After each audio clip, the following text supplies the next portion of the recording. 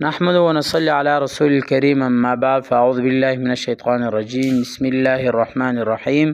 محترم ناظرین السلام علیکم ورحمۃ اللہ تعالی وبرکاتہ۔ آج ہم بات کریں گے خواب میں بیڑیا دیکھنے کے حوالے سے، اور ان کی مختلف صورتیں ہیں اور ان کی مختلف تعبیریں ہیں۔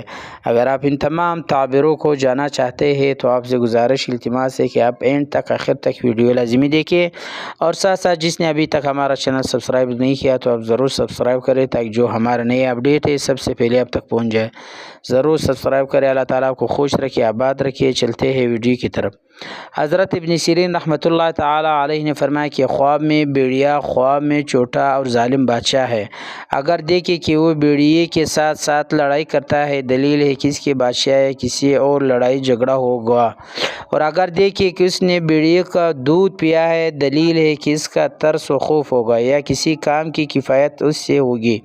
اور اگر دیکھے کہ اس نے بیڑیے کا گوشت کھایا ہے، دلیل ہے کہ اسی قدر ظالم بادشاہ سے مال و منفعت پائے گا۔ اسی طرح حضرت ابراہیم کرمانی رحمۃ اللہ تعالیٰ علیہ نے فرمایا کہ اگر دیکھے کہ اس نے بیڑیے کو مارا ہے، دلیل ہے کہ اہل اسلام سے اس سے منہ پھیرے گی اور اس میں سے کچھ خیر نہ ہوگا۔ اور بعض اہل تعبیری نے فرمایا کہ دشمن کو مغلوب کرے گا۔ اور اگر دیکھے کہ اس نے بیڑیے کا سر پایا ہے اور اس کو کسی نے دیا ہے، دلیل ہے کہ اسی قدر شرف و بزرگی پائے گا۔ اور اگر دیکھے کہ بیڑیے نے اس کو گھر میں آ کر نقصان کیا، دلیل ہے کہ اس کو بادشاہ سے نقصان پہنچے گی۔ اور اگر دیکھے کہ نقصان نہیں ہوا، دلیل ہے کہ مہربان بادشاہ نفع پائے گا اور بادشاہ اس کا مہمان ہوگا۔ حضرت جابر مغربی رحمۃ اللہ تعالیٰ عنہ نے فرمایا کہ اگر دیکھے کہ بیڑیا کے بستر میں چھپا ہوا ہے، دلیل ہے کہ بادشاہ اس کے عیال کے ساتھ فساد کرے گا۔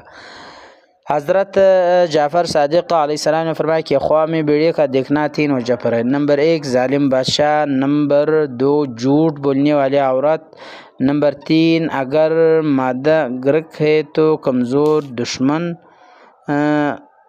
پر تعویل ہے۔ تو آخر پہ آپ لوگوں سے ایک بار پھر گزارش ہے کہ اگر آپ نے ابھی تک ہمارا چینل سبسکرائب نہیں کیا تو آپ ضرور سبسکرائب کریں۔ اللہ تعالیٰ آپ کو خوش رکھے، آباد رکھے، سلامت رکھے۔ بہت بہت مہربانی، جزاکم اللہ خیر۔ اذانیں بھی شروع ہو گئیں تو ہم بھی ابھی مسجد کی طرف جا رہے ہیں۔ انشاءاللہ میں آپ لوگوں کے لیے ضرور دعا کروں گا۔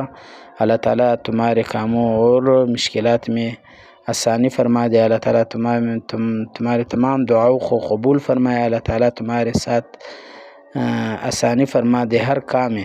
ضرور سبسکرائب کرے۔ ایک گزارش ہے میرا کہ آپ میرا چینل سبسکرائب کرے۔ بہت بہت مہربانی، جزاکم اللہ خیر۔ وآخر دعوانا الحمد